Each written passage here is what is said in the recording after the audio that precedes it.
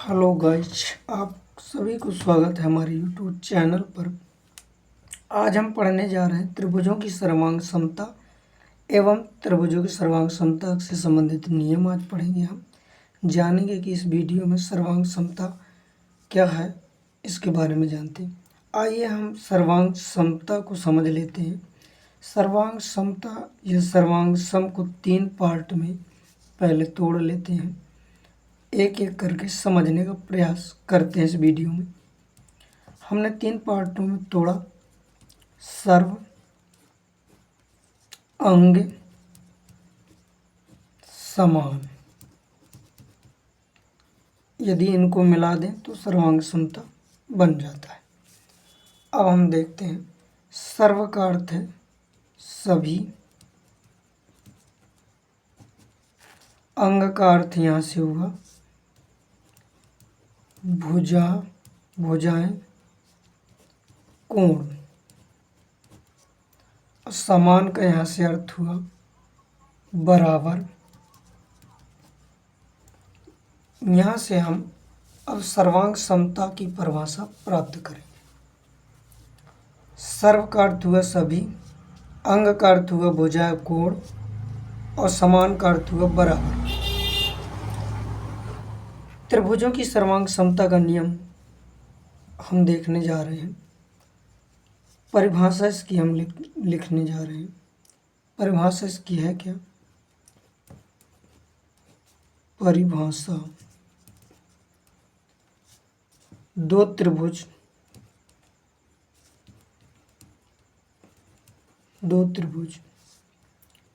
सर्वांग सम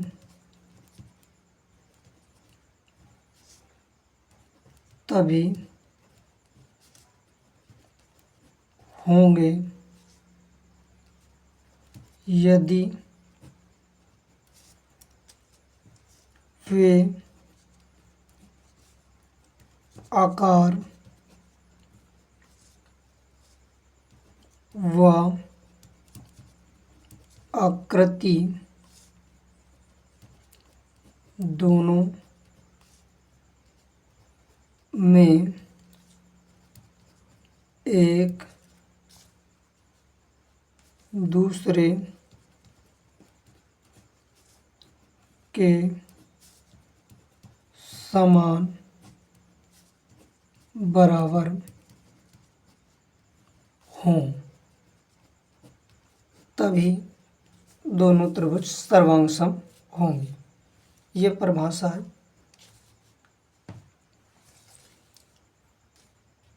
चित्र के माध्यम से समझ लेते हैं हम त्रिभुज सर्वांग सम कैसे होते हैं।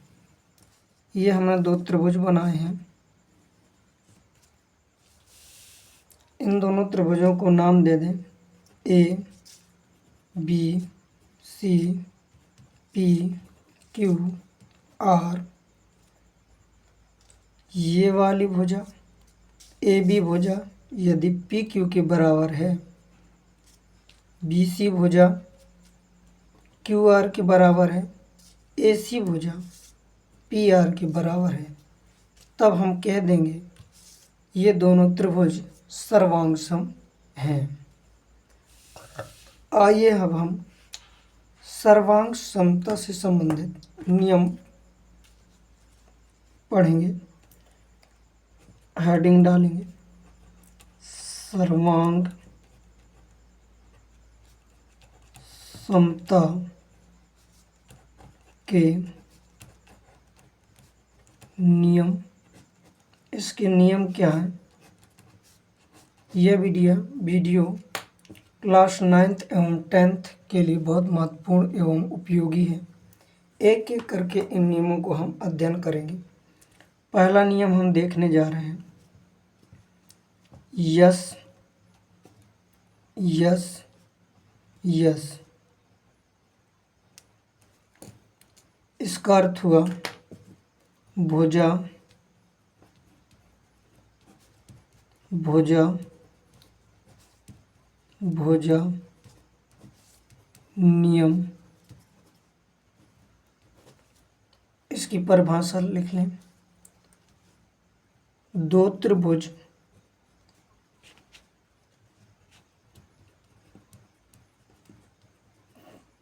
दो त्रिभुज सर्वांग सम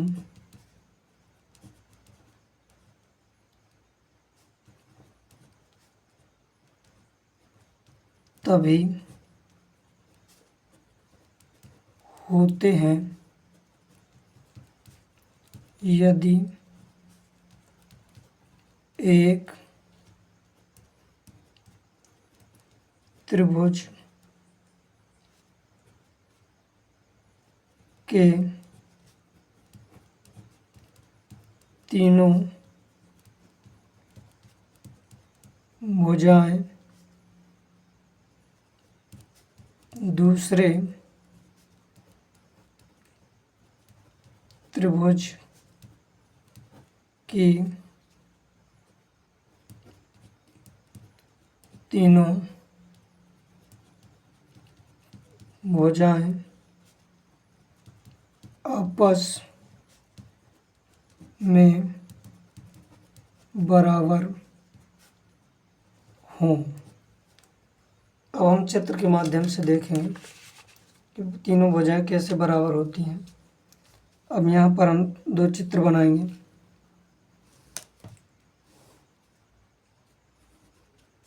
ए बी सी, दूसरा चित्र ड्रा करेंगे पी क्यू आर। अब इन दोनों त्रिभुजों में यदि हम ए बी भुजा पी क्यू के बराबर कर दें, बराबर हो, बी सी भुजा क्यू आर के बराबर हो, बी सी भुजा क्यू आर के बराबर हो, ए सी भुजा पी आर के बराबर हो,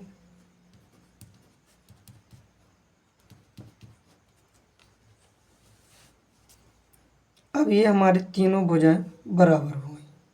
अब हम कह देंगे कि त्रिभुज ए बी सी सर्वांग सम है त्रिभुज पी क्यू आर के। ये हमारा एक नियम होगा। अब हम दूसरा नियम देखने जा रहे हैं।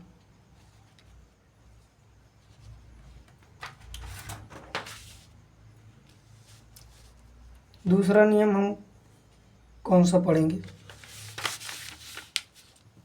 इसमें यदि हम यस नियम में यदि हम मान लें कि भुजा ये 6 सेंटीमीटर है और ये भुजा 6 सेंटीमीटर है, यह भुजा 7 सेंटीमीटर है और यह भुजा 7 सेंटीमीटर है, यदि यह 8 सेंटीमीटर है और यह भुजा 8 सेंटीमीटर है, तो इस त्रिभुज की तीनों भुजाएं इस त्रिभुज की तीनों भुजाएं आपस में बराबर है, इसलिए यह त्रिभुज सर्वांग सम है। अगला नियम, दूसरा नियम है यस ए यस भुजा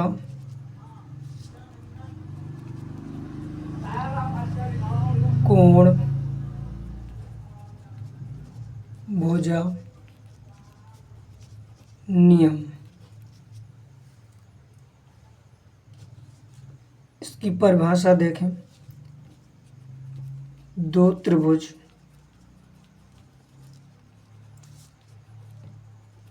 तभी सर्वांग सम होंगे जब एक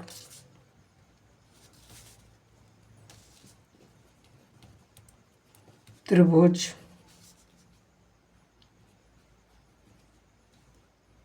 के दो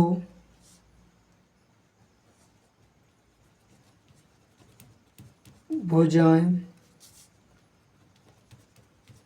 उनके मध्य बनने वाला कोण दूसरे त्रिभुज की दो भुजाएं उनके मध्य बनने वाला कोण आपस में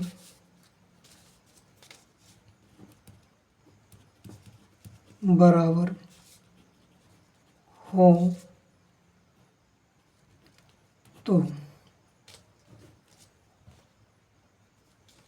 बराबर हों।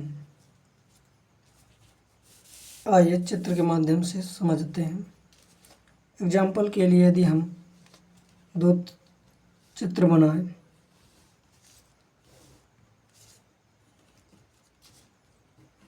ए बी सी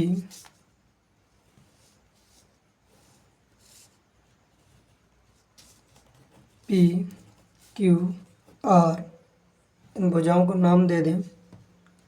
ये 6 सेंटीमीटर है, ये 4 सेंटीमीटर है,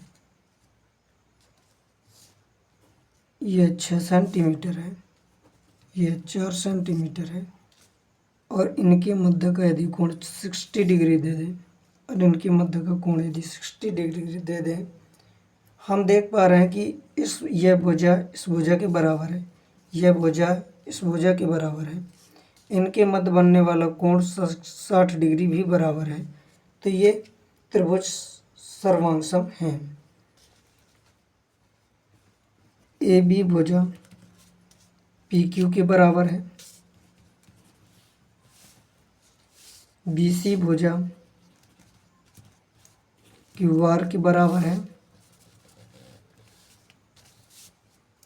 एंगल बी एंगल क्यू के बराबर है। 3 शर्तें हमारी बराबर हो गई। यह त्रिभुज सर्वांगसम है। तभी हम कह सकते हैं यह त्रिभुज सर्वांगसम है। किस नियम से? भुजा कोण भुजा समरूपता नियम से, सर्वांगसमता नियम। अगला नियम तीसरा,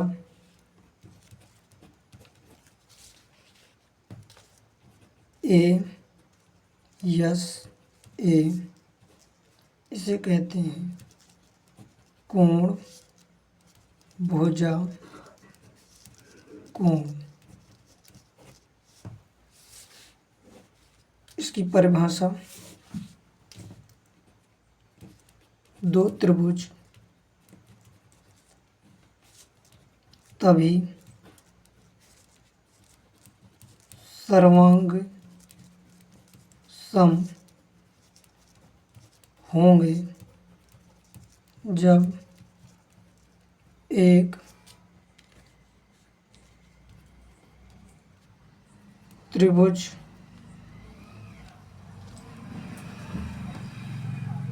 के दो कोण तथा उनके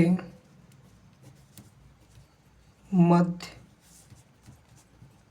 एक भुजा दूसरे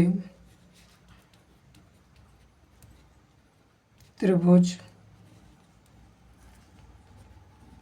के दो कोण एवं उनके मध्य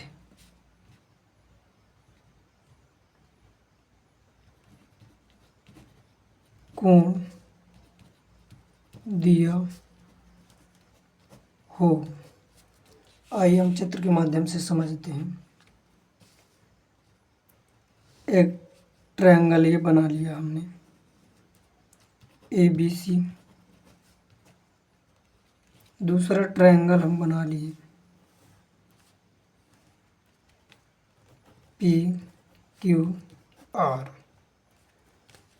जिसमें यह कोण यदि 40 डिग्री हो और यह कोण भी 40 डिग्री हो दूसरे त्रिभुज का, ABC त्रिभुज का यदि कोण 50 डिग्री हो और PQR त्रिभुज का कोण यदि 50 डिग्री हो और ये भुजा इस भुजा के बराबर हो, तब हम कह देंगे कि यह त्रिभुज सर्वांग सम है। किस नियम से? कोण भुजा कोण समरूपता नियम से, सर्वांग सम नियम से। हम कहेंगे कि जो एंगल B है वह एंगल Q के बराबर है। BC जो भुजा है वो QR भुजा के बराबर है। एंगल जो C है वो एंगल R के बराबर है। तीन कंडीशन हमारे बराबर हो गए तो हम कह देंगे ये त्रिभुज सर्वांग सम है। आइए हम अगला नियम देखने जा रहे हैं। अगला नियम हमारा है क्या? अगला नियम है हमारा RHS नियम। RHS नियम क्या है?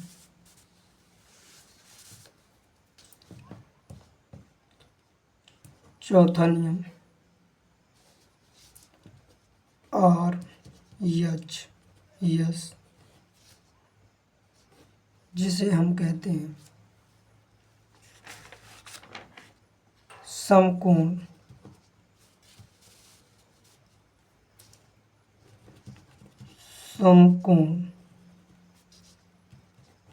कर्ण भुजा नियम। आइए हम इसकी परिभाषा जान लें। दो त्रिभुज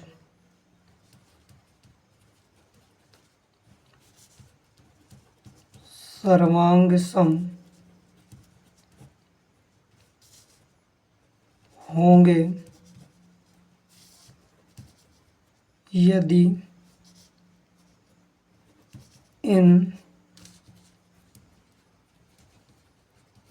त्रिभुजों का एक कोण समकोण हो तथा संगत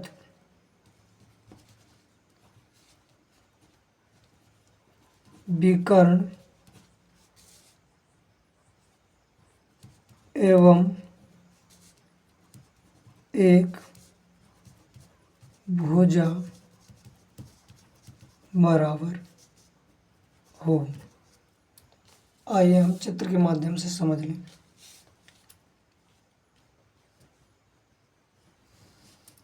एक हमने समकोण त्रिभुज बनाया, ये है। दूसरा हमने यह समकोण त्रिभुज बना दिया।